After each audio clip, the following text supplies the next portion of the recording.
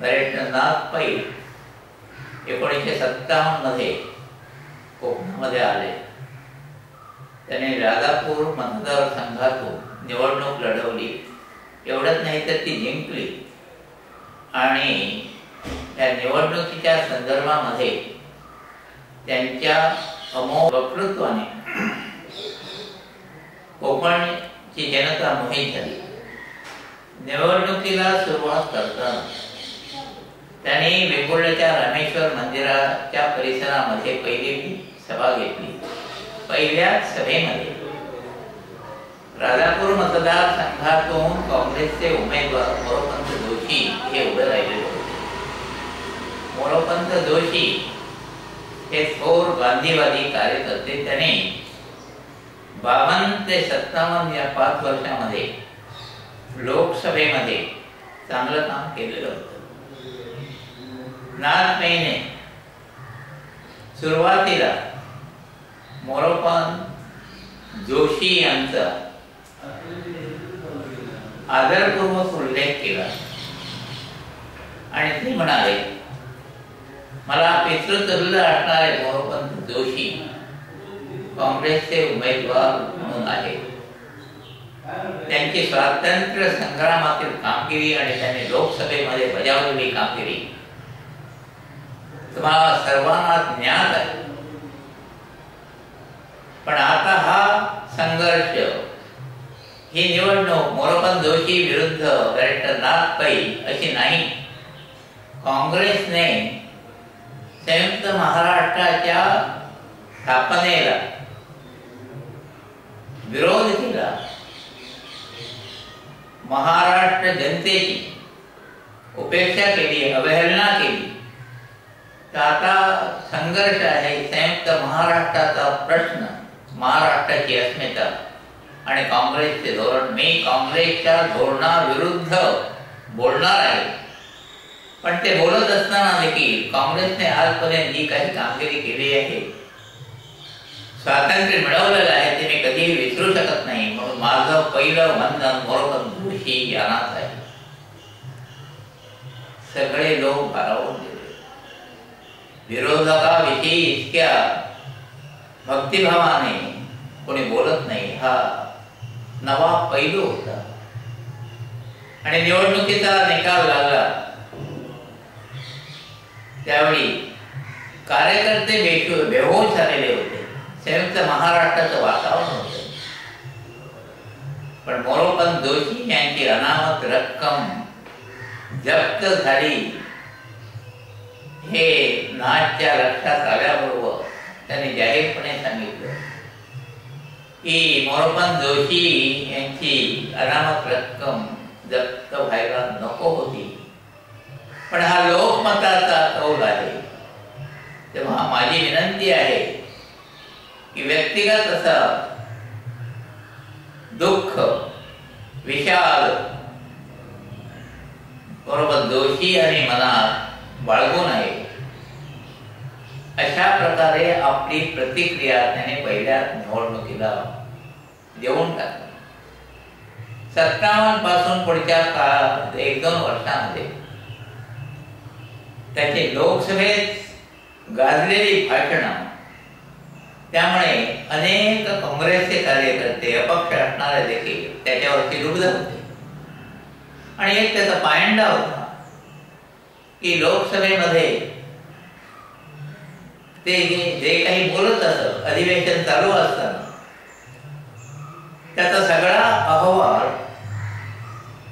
आणखी राजकीय एकंदर घडामोडी ह्या आपल्या मतदारांना सांगण्यासाठी लोकसभेचं अधिवेशन संपल्यानंतर प्रामुख्याने त्यांचा दौरा हा आपल्या मतदारसंघामध्ये होता. काय घडतंय, हे आपण काय केलं, आपली भूमिका कोणती आहे, काँग्रेस कुठे चुकत आहे, याचं सविस्तर निवेदन, सविस्तर चर्चा ते आपल्या सभासद करत असत. आणि सामान्य माणसाला, ज्याला राजकारणाचा गंध नाही, त्याला राजकारणाचे प्राथमिक धडे देण्याचं हे काम बरेटनाथ पै यांनी केलं. अशीच एक सभा मला आठवते 1960 मध्ये आमच्या टोकला हायस्कूलच्या मैदानावरती मोठी सभा झाली. सभा झाल्यानंतर त्याचा एक मांडा होता की लहानशा रूम मध्ये निवडक कार्यकर्त्यांना एकत्र करायचं आणि पुढचं जे काही धोरण असेल पक्षाचं धोरण ते दिग्दर्शित करायचं आणि आपणासाठी येणाऱ्या सूचना त्याची देखील दखल घ्यायची. सभा संपल्यानंतर त्यांनी ही बैठक आयोजित केली आणि म्हणाले, मला लोकसभेतील कामगिरी तुम्हाला आता मी सांगितली, तेव्हा तुम्ही मला आता आणखी काही ज्या तक्रारी असतील सूचना असतील तर त्या ऐकण्यासाठी मी मुद्दाम तुम्हाला बोलावलं आहे. एवढ्यात तक्रारी कसल्या एक एक उठून फक्त त्यांचं गुणगान करत होता आणि भारावून सगळे लोक ऐकत होते. मला एक गोष्ट खटकत होती, ज्या हेतूने त्याने आम्हाला एकत्र बोलावलं होतं तो हेतू काही साध्य होत नाही. मी म्हणालो, मला एक तक्रार करायची आहे. एवढं म्हटल्यानंतर आमचे कार्यकर्ते माझ्यावरती तुटून पडले. तक्रार म्हणजे एक सूचना. आणि 1960च्या प्रारंभी मार्चमध्ये अधिवेशन आटोपून ते आलेले होते आणि अर्थसंकल्पावरती त्यांचं गाजलेलं भाषण होतं. मी त्याची आठवण करून दिली.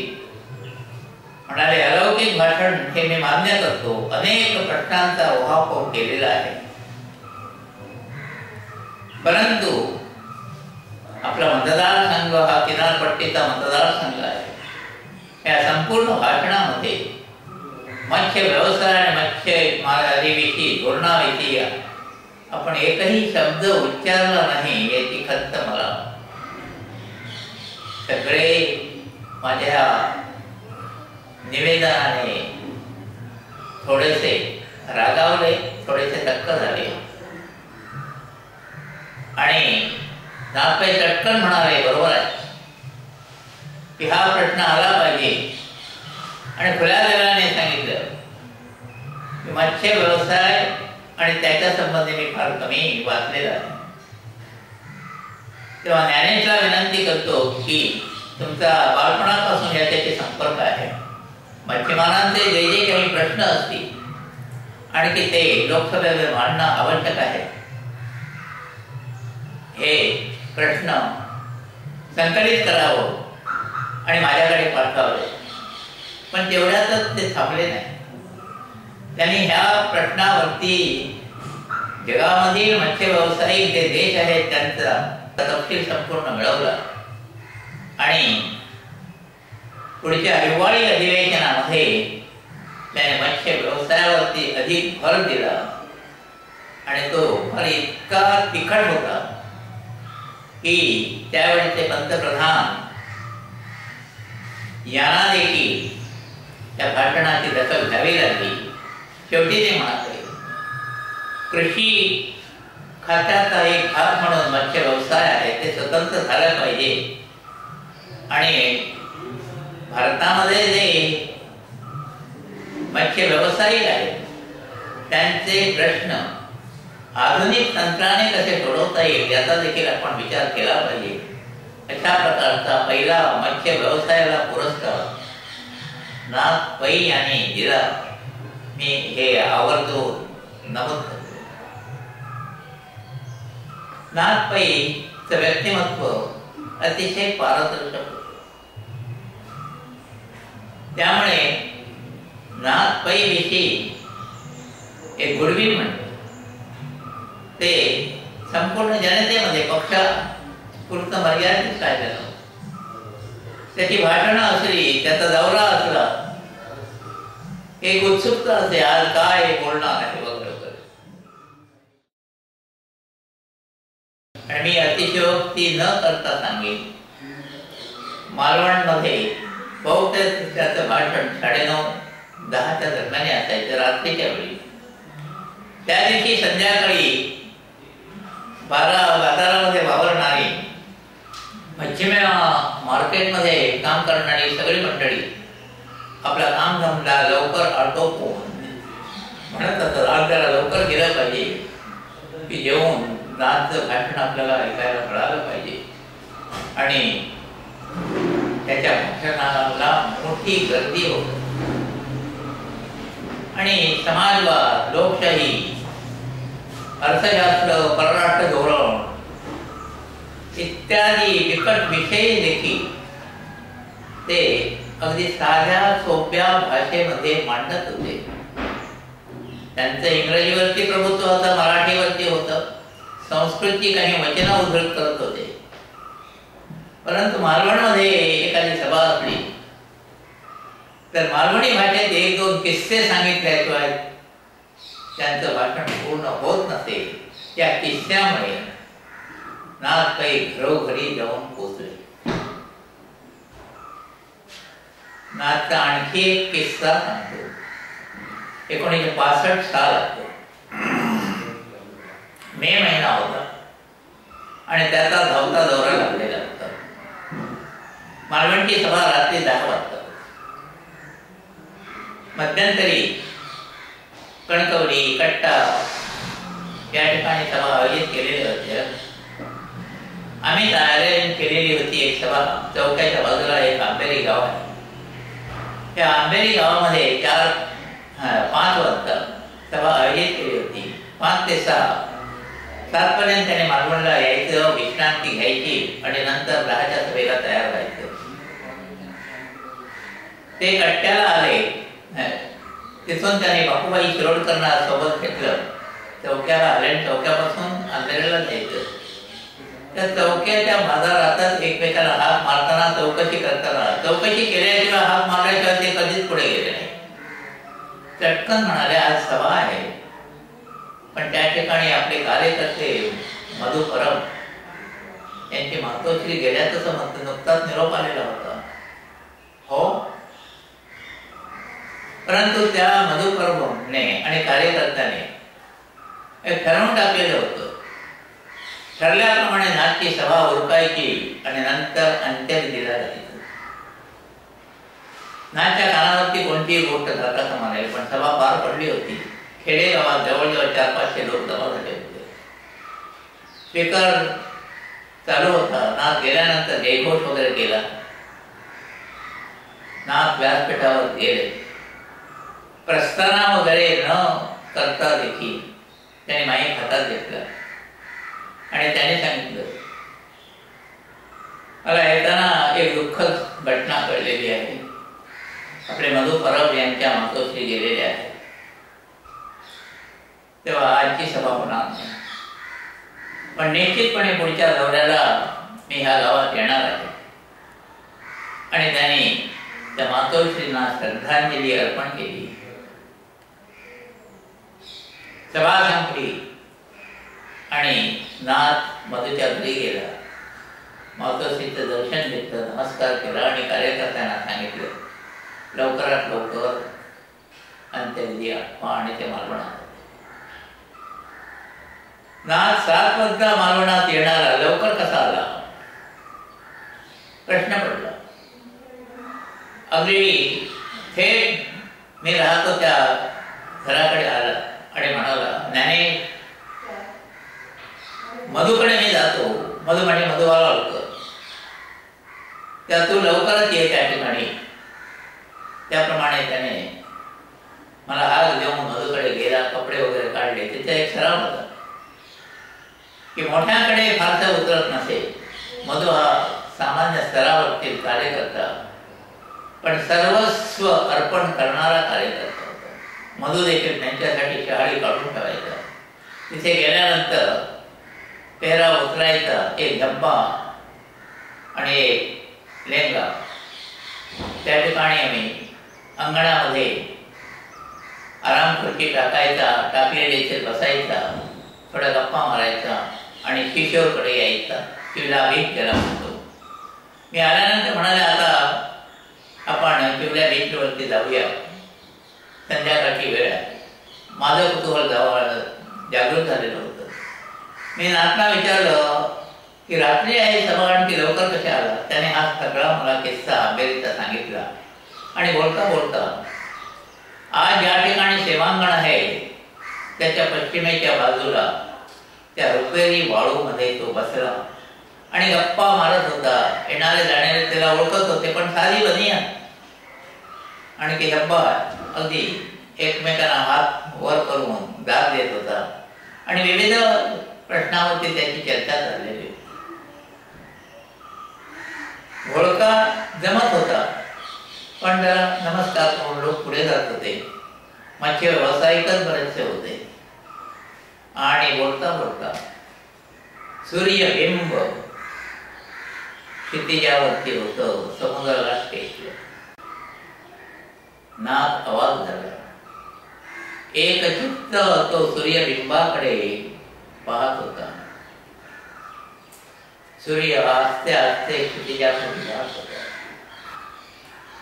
तो सूर्यबिंब आणि शेवटचा ठिपका राहिल्यानंतर त्याने आजूबाजूला पाहिलं आणि स्वगत बोलतात तसं बोलला.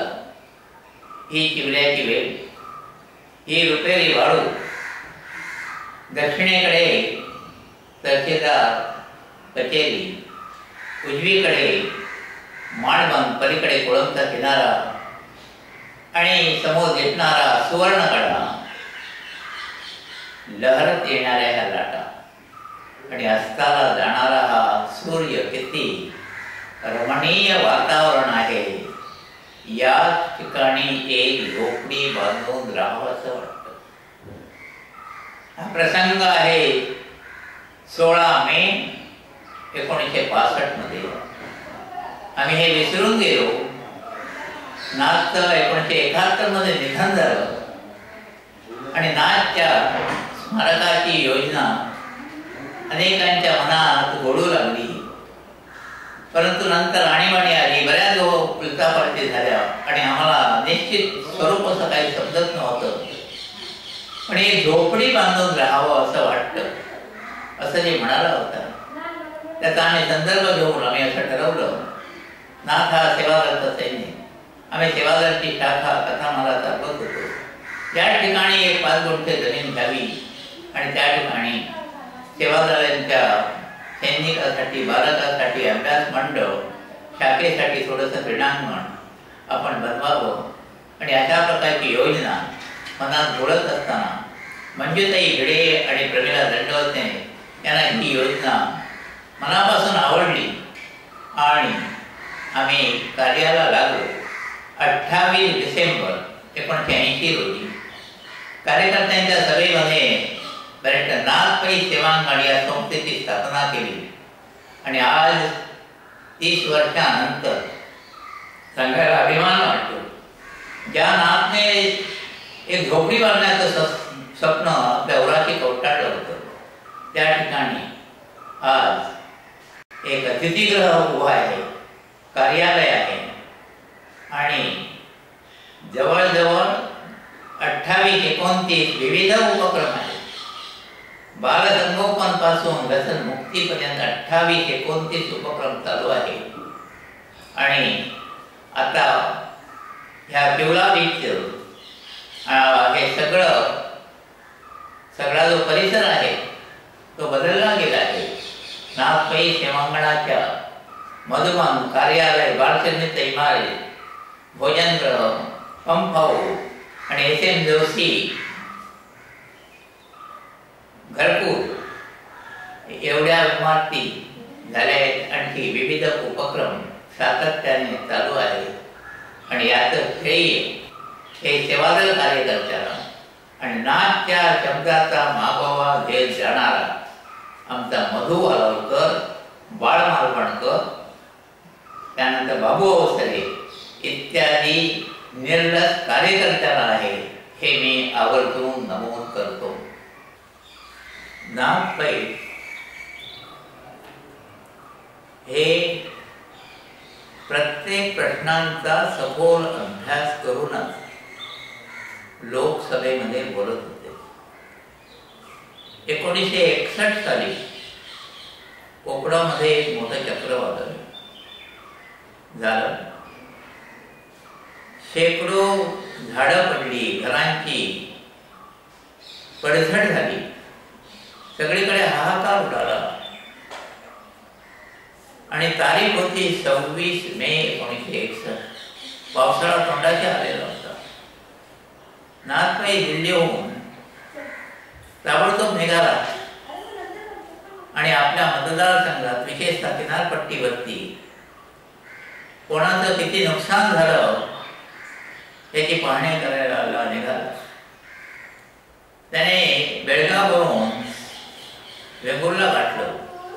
वेंगुर्लाचा दौरा आटोपून कुडाळची थोडक्यामध्ये माहिती घेऊन मालवणमध्ये दुपारी 1 वाजता पोहोचला आणि त्याला देवबागपासून किनारपट्टीचं नुकसान काय झालं हे पाहायचं होतं. दुपारची वेळ होती आणि तो जेवलाही नव्हता. शामराव कोथलेकर यांच्या घरी उतरल्यानंतर सहज बोलता बोलता म्हणाला, कितीचं नुकसान झालेलं आहे. ते म्हणाले, नुकसानाचं आपण मागणी करूया, पण अगोदर जेवून घ्या. नाही म्हणाले, मला लवकर गेलं पाहिजे. मी बाजूलाच होतो. मला म्हणाले की देवबागला आपली गाडी जाईल का, ओहोटी चुकती हे समजत नाही मला. मी म्हणालो, आज त्रयोदशी आहे, आपल्याला 4 पर्यंत देवबागमध्ये राहता येईल, पण 4च्या नंतर मात्र पाणी वाढलं तर अडकून पडू. नाथ उठला, म्हणाले, आता वेळ घालूया नको. एक सायकल स्वार आम्ही पिटाळलं आणि दांडीपासून जे काही रापण संघ होते, मच्छीमारांचे वस्त्या होता, त्यांना नाथ आता अर्ध्या तासात येणार आहे याची वर्दी दिली. नाथने शामराव आईकडून एक लाडू घेतला, मुगाचा लाडू, पाणी पिला. नंतर त्याने गाडी काढायला सांगितली. सायकल स्वार पुढे साधारणतः 15 मिनिटं गेलेला आणि आम्ही गाडीने निघालो. वेळेवरती गाडी काढली आणि नाथ पाहणी करत गेला. पहिला आवाराला भेट दिली. गाडी आवाराखाली उभी केली, चालक वरती गेला. लोक जमले होते, त्याला काय काय झालं ते सांगितलं. पण फार चर्चा करायला वेळ नव्हती. त्याला देवबागपर्यंत जायचं होतं, वायरी होती. त्यानंतर कुबल रापण संघ दांडीवरचा, त्या ठिकाणी लोक होते. नंतर वायरकर रापण संघ, नंतर तारकर्ली, त्या ठिकाणी 3 रापणी आणि देवबाग, या सगळी ठिकाण ही पाहावी, कार्यकर्त्यांना काही सूचना द्याव्या आणि की पुढे निघावं. बोलण्याचा आग्रह असायचा, आज बोलण्याची वेळ नाही, कामाची वेळ आहे, तुम्ही कामाला लागा. आणि प्रत्येकाला सांगायचं, या ठिकाणचं जे नुकसान आहे ते वाढवून जाऊ नका. तर माडांचं नुकसान किती झालं, झाडांचं नुकसान किती झालं, घरांचं नुकसान झालं किती झालं, हे 1-2 दिवसांमध्ये हे सगळा आराखडा नंबर सकट मालकाच्या नामासकट तयार करा. आणि म्हणेपणे आम्ही देवबागला पोहोचलो त्यावेळी 4 वाजले. त्यांनी म्हणाले, त्यांनी सांगितलं की आता 4ला परतलं पाहिजे, अर्धा-पाऊण तास लागणार आहे. आणि समुद्राच्या लाटाबरोबर ते यायला लागलं. मोबारकरांच्या रापणीमध्ये 10 मिनिटं काढली. तुम्ही घाबरू नका, आपण काही ना काहीतरी याच्यातून मार्ग काढूया, नुकसान भरपाई मिळवूया. आणि हे सांगत त्याच ठिकाणी त्याने आपल्या ह्या दौऱ्याचा समारोप केला आणि आम्ही निघालो. 4:30 झाले होते. आम्ही 4:30ला निघालो म्हणूनच आम्ही मालवणमध्ये भरती होण्यापूर्वी सुरू झाली होती, परंतु आम्ही सही सलामत त्या ठिकाणी पोहोचलो.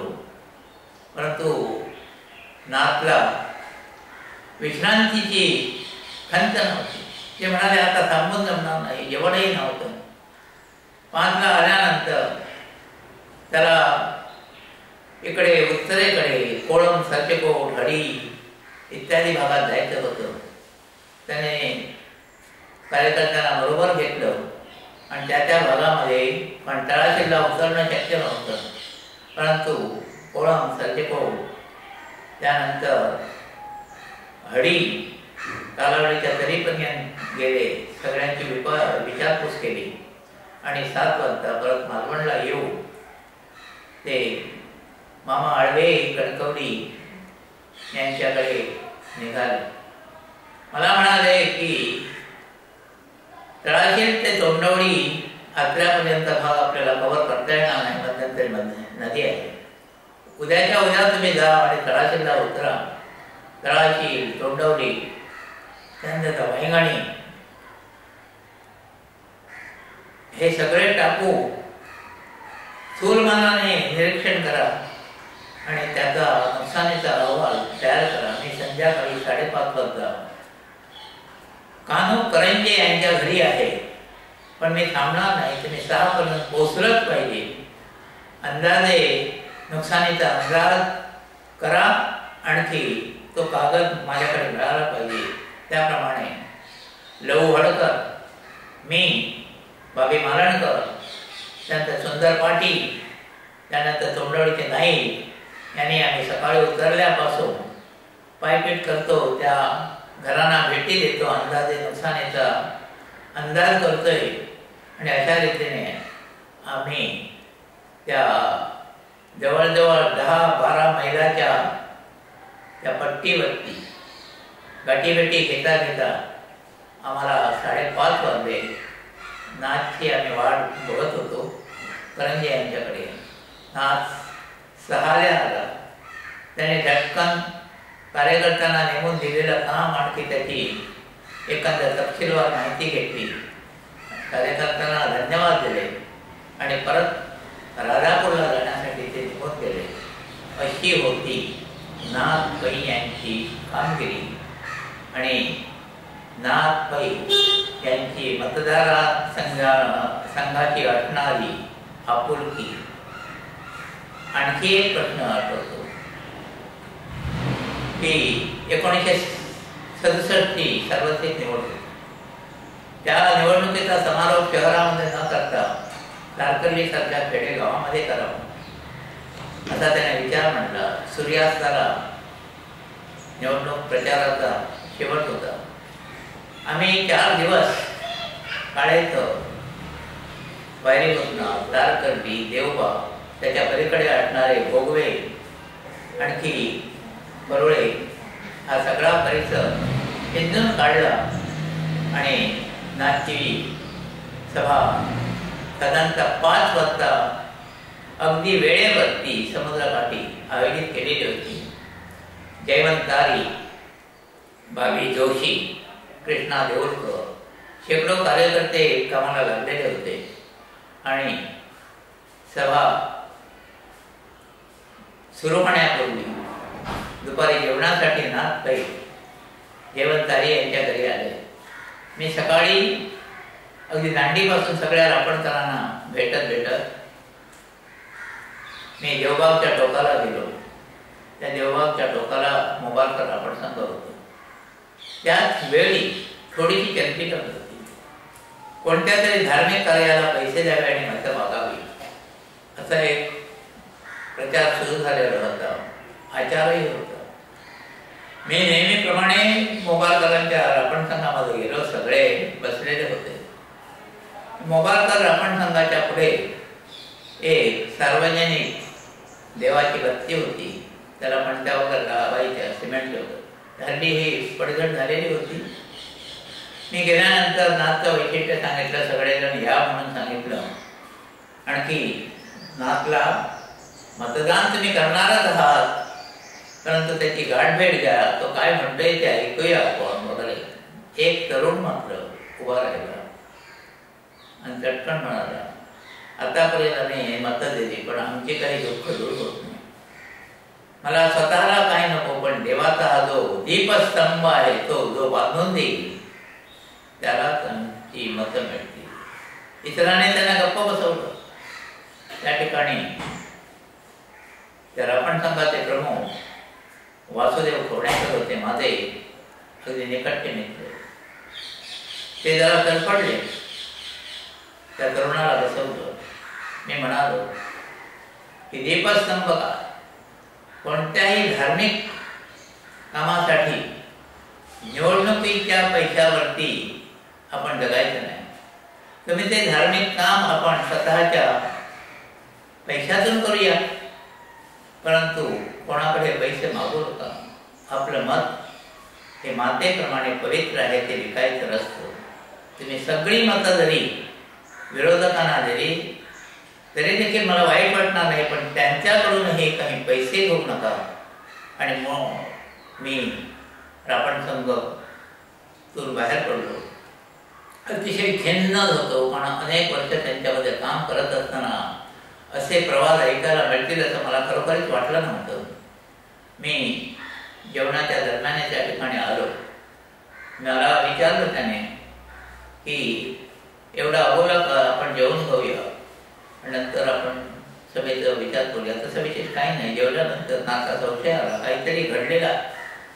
त्याने विश्वासात मी हा किस्सा सांगितला. म्हणाले छान केलं, त्याच्यामध्ये दुःख करण्यासारखं काय नाही. आपल्याला पैसे देऊन निवडणूक जिंकायची नाही आणि आपल्याकडे पैसे आहेत तेच कुठे. ही गोष्ट आहे 1967 सालची. परंतु थोड्याच वेळामध्ये वासुदेव कवडेकर आपल्या जयवंतांच्या घरी आले. मला सांगितलं, क्षमा मागितली की असं बोललं जात होतं, पैशाचं आम्ही देखील दाखवलं होतं, पण ते आम्ही स्वीकारणार नव्हतोच आणि आता तर नाहीच नाही. ही गोष्ट तुम्ही नाचच्या कानी करा. मी नाचच्या कानी घातली आणि वासुदेवला बोलावलं. नाथने देखील आपला जवळ त्याला बसवलं, पाठीवरून हात फिरवला. म्हणाले की लोकशाहीची निवडणूक आहे, आपलं मत कोणाला द्यायचं हे तुमचं तुम्हीच ठरवायचं आहे. पण आज जो तुम्ही भाडेदारपणा दाखवला त्याबद्दल मला मनापासून आनंद वाटतो. तुम्ही मत कोणालाही द्या, परंतु देवळासाठी, धार्मिक कार्यासाठी, स्वतःसाठी मताचा मात्र उपयोग करू नका. आणि ही गोष्ट त्यांनी जाहीर सभेमध्ये जाहीर केली. 67 ते 2010 या कालामध्ये जो काही बदल झालेला आहे त्याची सुरुवात 1967 साली झाली. पैसे देऊन निवडणूक जिंकणे, सभेसाठी पैसे देऊन माणसं आणणे, ह्याचा आता भ्रष्टाचाराचं इतकं टोक गाठलेलं आहे की ही आमची लोकशाही गुदमरेल, कदाचित विपरीत अशा प्रकारचे प्रवाह वाहू लागतील आणि लोकांना जो एक मतदानाचा हक्क मिळालेला आहे तो कितपत वापरता येईल याचीच मला आता शंका वाटू लागलेली आहे. नाथने मात्र आपल्या निवडणुकीसाठी कधीही पैशाचा वापर केला नाही. एवढंच नाही तर माझ्यासारख्या कार्यकर्त्यांचं काम होतं. ज्या ज्या ठिकाणी बूथ असतील, मतदान केंद्र असतील, त्या त्या ठिकाणी जायचं, मतदानाची व्यवस्था ठेवायची आणि त्याचबरोबर कार्यकर्त्याला एकत्र येऊन त्या कार्यकर्त्याला समजायचं चहा पाण्याची व्यवस्था कोण करणार आहे याची व्यवस्था. त्या काळी पक्षाकडून, वरिष्ठाकडून पैसे येण्याची सुतराम शक्यता नव्हती आणि प्रत्येक केंद्रातील कार्यकर्ते आपल्या केंद्राची सगळी व्यवस्था आपल्या पैशातून करत होती. आणि त्याचमुळे नाथची निवडणूक ही खऱ्या अर्थाने लोकशाहीची निवडणूक होती. आता ही लोकशाहीची निवडणूक फक्त कागदोपत्री आहे, प्रत्यक्षामध्ये त्याला फटे फुटत चाललेले आहे. लोकशाहीचा गळा घोटला जात आहे असं दुर्दैवाने मला